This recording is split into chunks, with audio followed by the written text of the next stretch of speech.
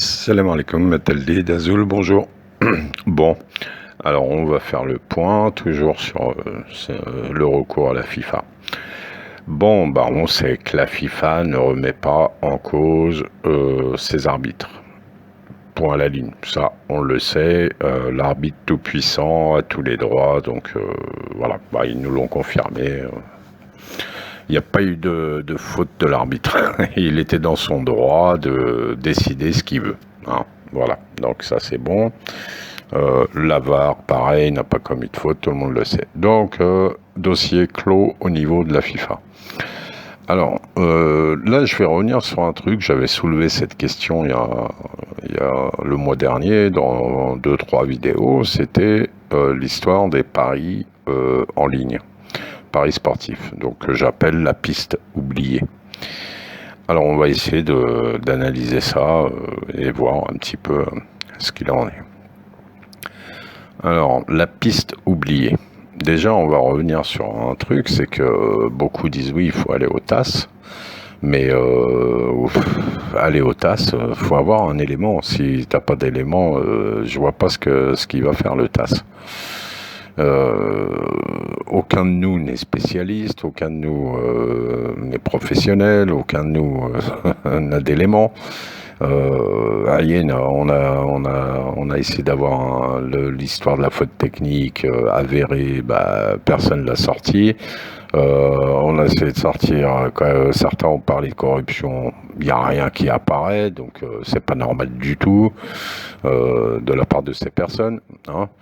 Toutes les personnes qui ont parlé de corruption et qui disent avoir des preuves, jusqu'à maintenant, il n'y a rien du tout. Voilà. Donc, ce qu'il faut savoir, c'est que le TAS, pour aller au TAS, il faut vraiment avoir un élément. Nous, avec Rachid Bell, on avait parlé, oui, qu'un collectif pouvait éventuellement, on a attaqué, tout ça, on a appelé un avocat qui nous l'avait dit, éventuellement, si c'était motivé juridiquement, mais c'est surtout si on avait un élément. Donc c'est pour ça qu'on n'a rien fait, finalement on n'a pas été attaqué, parce qu'on n'a pas d'élément. Voilà, ça c'est la base, tous ceux qui veulent aller au TAS, si c'est pour aller au TAS contre la décision de la FIFA, simplement, je vois pas ce qu'on va avoir vraiment de plus.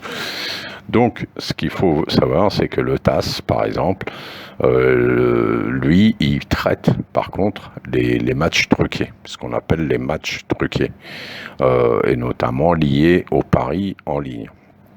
D'accord, enfin, un match truqué, c'est multidimensionnel. On va se souvenir donc de la position de la FIFA au sujet de la décision du TAS concernant l'arbitre Joseph Odarte Lamptey, c'est-à-dire pour le match Afrique du Sud-Sénégal qui a été rejoué pour la qualif de la Coupe du Monde. Alors, donc la FIFA, en fait, le TAS, la décision de faire rejouer le match a été prise à la suite de celle du tribunal arbitral du sport. Appliquant l'interdiction à vie de Lamptey, ce match sera rejoué un an plus tard. Donc ça, en fait, la FIFA a rejoué le match suite à un jugement du TAS. Hein. Elle a appliqué, elle s'est pliée. Voilà, on va revenir à cette affaire. Vous aviez à l'époque, le match a été joué en novembre 2016, vous aviez à l'époque le président de la fédération sénégalaise qui avait dit on va attaquer, déposer un recours, parce que trop c'est trop, il y avait eu un penalty donc accordé à tort et compagnie, flagrant. Ce que disait la presse à cette époque, cette requête n'aboutira à rien et le président de la fédération sénégalaise ne s'attend pas à ce que la commission d'arbitrage des instances concernées tranche en faveur du Sénégal, qui réclame des sanctions contre l'arbitre ghanéen connu pour ses prestations catastrophiques, etc. Donc ça réagit un peu comme l'Algérie, hein, ça ressemble à l'Algérie. Sauf que le match joué en novembre, dès le 21 novembre 2016, la CAF a suspendu l'arbitre, ce qui n'a pas été le cas de Gassama. Étonnant que ce soit la CAF qui suspend à l'époque immédiatement, sans que la FIFA n'ait rien dit à l'époque. Bon, Donc on peut comprendre que théoriquement, je sais pas si c'est pas l'autre là, la sénégalaise qui est secrétaire générale à la FIFA et compagnie, le poids qu'elle peut avoir auprès de la CAF, tout ça qui a permis tout ça, cette suspension quasi immédiate, suspension pour 3 mois en attendant tout ça. Et ensuite il y a eu enquête du TAS, il y a eu une enquête, quoi. En tout cas, il y a un jugement du TAS qui a condamné cet arbitre. La FIFA l'avait suspendu aussi juste avant le jugement du TAS, suspendu ou radié carrément. Mais le match lui-même a été décidé de rejouer suite au jugement du TAS. Voilà, c'est pas si clair que ça, mais j'essaie d'être clair quand même. Bon, alors moi, comme cette histoire d'Afrique du Sud, Sénégal, le seul piste qu'il faut aller, tiens, je me pose la question, qui avait décidé à l'époque d'aller voir les histoires de paris en ligne? Est-ce que c'est la FIFA? Est-ce que ça s'est fait automatiquement? Est-ce que c'est quelqu'un qui a déclenché cette enquête de vérifier les paris en ligne, qui a permis au TAS de confirmer qu'il y avait eu un match truqué en rapport avec les paris sportifs? Voilà. Qui? Alors, question. Pourquoi pour l'Algérie, personne l'a fait. C'est quand même malheureux que ce soit un petit gars comme moi qui essaye de voir des choses de ce côté-là. Alors que ça devrait être ou des journalistes qui font de l'investigation, dont c'est le boulot, au lieu de commenter simplement et de se plaindre en permanence, ou bien les autorités concernées, la FAF, etc., qui apparemment n'est pas très opérationnel en ce moment. Bon, c'est malheureux, quoi. Donc bon, moi, je continue mon histoire. Donc j'ai envoyé hier à une avocate en Suisse qui est un peu spécialisée dans le sport, tout ça,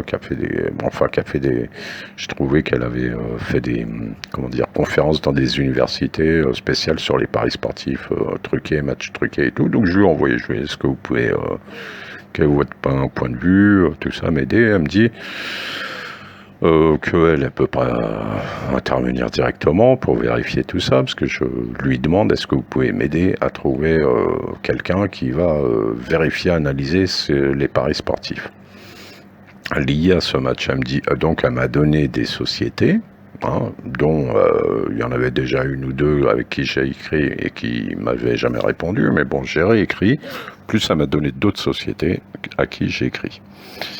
Parce que dans une vidéo précédente, je vous la mettrai en fin de vidéo là si vous voulez la revoir, un gars qui explique un peu les matchs truqués sur YouTube, tout ça, expliquait, oui, il y a des chutes de cotes, alors on me demandait pas ce que ça veut dire, tout ça, je connais rien. Il y a des chutes de cotes avant match, c'est suspect, donc allez voir aussi tel aspect du match et tout ça, et il conclut, voilà, dans ces vidéos, quand un match est très très fortement suspect d'être truqué ou pas. Donc moi j'avais vu qu'il y avait eu ces fameuses chutes de cotes dont il parle. Donc là, c'est pour ça, je demande à cette nana là, pouvez-vous m'aider à analyser, voilà, on a constaté des chutes de cotes sans être spécialiste, tout ça. Bref, donc elle me renvoie vers des sociétés. Donc j'ai réécrit à ces sociétés-là, on va voir leur réaction. Alors on revient. Donc, Algérie-Cameroun, 29 mars, ça c'est plusieurs, vous voyez la liste des sociétés de paris en ligne, les cotes, tout ça, les chutes de cotes et compagnie, bon bref.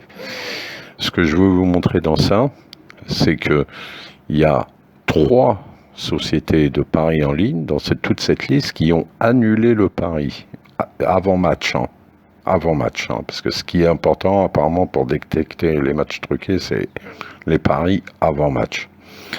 Donc il y a 3 sociétés, notamment Boyle Sport, vous voyez là, le truc est annulé, est barré, donc c'est que les paris sont annulés, ont été annulés. Vous avez Unibet et William Hill, voilà, ces 3 sociétés donc qui sont affiliées J'ai été regardé, comme si je suis un enquêteur, franchement. Il y en a, c'est leur boulot de faire tout ça, franchement. Bref, j'ai été voir comment ils sont affiliés, à qui, tout ça. Alors attendez, je continue, parce que là, je continue mon truc, 2 secondes. Voilà. Alors, donc, j'ai été voir tout ça. Alors, ils disent par exemple un tuyau.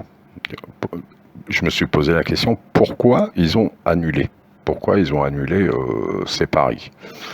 Donc, on lit, un tuyau qui fuite entraîne alors de nombreux paris sur une rencontre et les bookmakers peuvent alors annuler les paris sur ce match. Bon. Ok. J'ai lu aussi un autre texte, enfin sur un site Pinnacle qui est un truc de paris en ligne, qui nous dit pourquoi les bookmakers sportifs ont-ils un service dédié à l'intégrité et quelle est la politique concernant les matchs suspects. Bon, alors je lis le petit truc, le petit paragraphe. Voilà, comment concluons-nous qu'un match est suspect? Donc cette société de paris en ligne. Ils disent, dans les rares cas où Pinnacle annule un match, nous sommes tenus de justifier la décision à l'égard de l'autorité qui délivre notre agrément.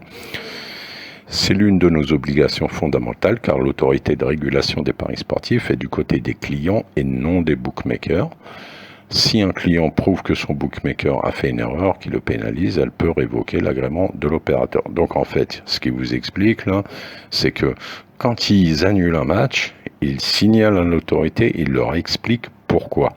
Donc j'ai été chercher de quelle autorité dépendent les trois qui ont annulé les paris sur le match Algérie-Cameroun, qui sont donc Unibet, Boyle Sport et William Hill. Alors, je suis tombé, donc, il y en a 2, je crois, qui dépendent de la Malta Gaming Authority, donc l'autorité des jeux de Malte, parce qu'ils sont souvent dans ce paradis fiscal, plus ou moins, ces sociétés, donc j'ai trouvé que, voilà, cette société, donc cette autorité, ils dépendent de cette autorité, et l'autre dépend de Gibraltar, parce que William Hill, c'est anglais, donc vous avez là le site du gouvernement de Gibraltar, et notamment son service finance, jeux et régulation. Voilà, donc ça c'est les 2 autorités dont dépendent ces 3 sociétés de jeux en ligne. Bref. Donc, ce que j'ai fait, je l'aurais écrit aussi. On verra seul les réponses. Donc, voilà, bon, c'est en anglais, nanani. On aimerait savoir pourquoi vous avez annulé les matchs, machin, comme c'est vous. Bref, je vous lis pas le truc, mais je leur demande la raison pourquoi les matchs ont été annulés. Voilà, s'ils peuvent nous le fournir. Donc, 2 choses, ce que j'ai fait. Je réécris à des sociétés de surveillance des paris en ligne pour voir si elles peuvent faire l'analyse.